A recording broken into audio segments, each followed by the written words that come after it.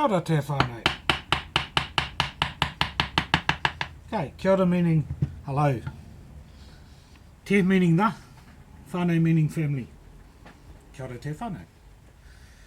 That's New Zealand native language called Maori. I thought I would take the third annual Birdhouse competition as quite a good venue to introduce you guys to the Maori carving I love doing. I spend a lot of time doing it, I enjoy doing it. Definitely not the best carver out there, but I really enjoy the work I do. Lucky enough to be brought up in Otahu in the early 80s, and there's heaps of different cultures that I was brought up alongside, so Indian, Tongan, Samoan, Maori, and influenced by, I suppose I'm influenced by all of those cultures that I was brought up with, but more so Maori. I've actually a whāngai, which is an adopted son of a family. I had my own family, they rocked, they were good people, but I spent a lot of time with a Maori family, and I'm their whāngai, they say. So, yeah. This is a marae. It's the hub of the Maori community. A lot goes on there. Tangis, which is funerals, weddings, 21sts, social events, family gatherings, all happen at the marae. The marae is a block of land. There's a bit of their land. There's quite a few buildings on. There's a wharikai, which is the kitchen or dining area. There's the marae itself, the building itself. Yeah, a lot goes on. Hub of the Māori community. This is a one in miniature for the birds to live in. So a whare for the birds to live in. Birdhouse. This bit here, it's an upuku, or they call it a koru, and it sits on the top of the apex of the marae, and it represents the ancestors of that marae looking down on all the people. Yeah, I've just carved it up there, and he'll sit up there. These bits are called mahis, and I'll carve those up as well, and they support the roof. They're the beams that support the roof and the wings of the marae. These here are amus. They're called amus, and they're the arms that support the marae. So all carving is cutting away the bits of wood that don't look like a carving, basically. Now I've got a V-cut or a stop cut, V-cut through there, stop cut, and I just cut my way back to it with my knife, which is extremely sharp. And which brings me to my next point, and that would be, you'll probably get the safety police hanging around on this video saying, don't have your hands that close to the knife and don't cut would you, and all that sort of stuff. To the safety policeman I say, if I was you, I probably wouldn't have that knife close to my hands either, or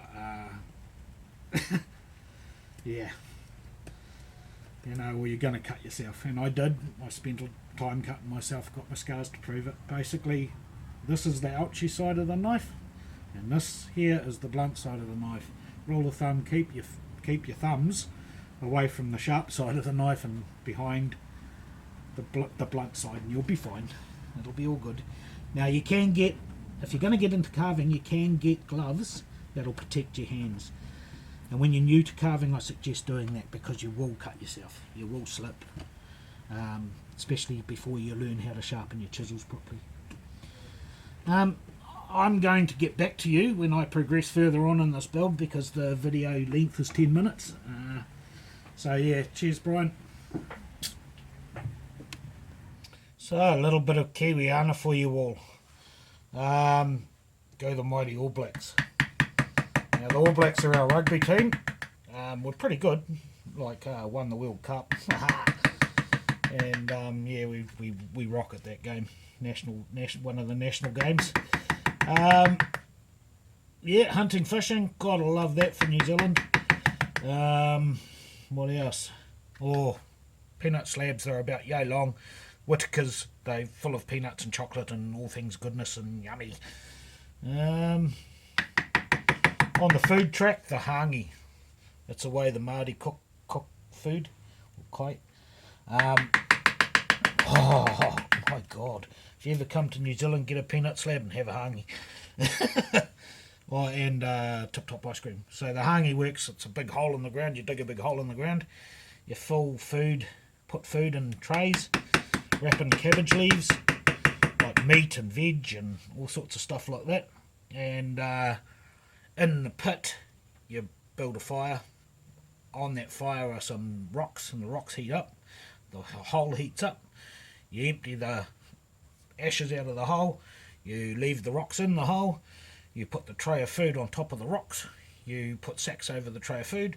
You cover it with dirt. Come back 5-6 hours later, and oh, yum! That's so nice. Yeah, all I'm doing here is detailing the upukus or heads on the amus on the side of the carving. Just having a bit of fun carving in my shed, as you do. Cool. So yeah, what I'll do too is I'll post in the description bar of this video, I'll post the New Zealand All Blacks doing the haka, maybe cooking a hangi, and this guy's Facebook page that's an awesome carver. I'll search them up on YouTube. I'll post a link to them if you're interested in looking at them.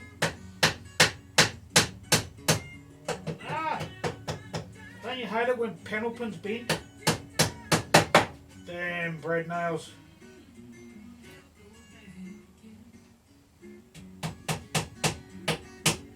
Get there.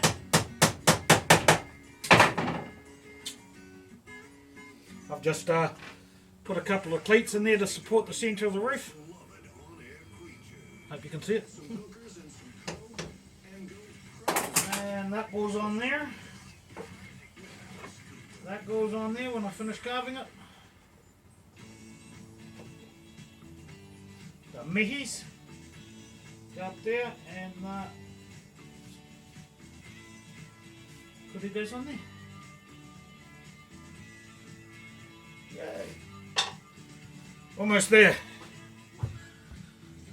So nearly there. I've got some paua here, a Kiwiana, New Zealand native seafood. It's a cousin to the abalone, you may know it as. That's just cut in a circle. I've drilled a hole, bang, that goes in as an eyeball. Got a bigger example here for you. Yeah, as I said, you just cut the circle on the grinder, off the paua, drill a hole in the subject, pop it in as an inlay, and they're very shiny and pretty. Cool, that's it, finished. Cladded the roof with straw stuff to make it look like ropu, which is what they used to use to clad the roof on Marae's. On the ends, I've just got some ponga. I've pulled some bits of ponga off a ponga log, which is what they used to clad it, and I'm just gluing that up there. They used to use to clad the sides of the Marae. Actually really warm and waterproof. Incredible. So yeah, that's me. That's it. I'll flick you some pictures at the end of the video here of some close-ups. But yeah, having a bit of fun. Yeah, thank you very much, Brian. Awesome competition, awesome fun. I've got some how-to carving videos on my channel there if you want to check out those. Take the mystery out of drawing up Gaelic knots and stuff like that. Feel free. Like, subscribe to all that. Yeah, as I said, Brian, thank you. Your sponsors, awesome. Thank you very much for the tools and the prizes you give out. I mean, it's not about that. It's about getting in and having fun. But yeah, it's nice to have the prizes as well. Yeah, good luck to all the entries, eh? See ya.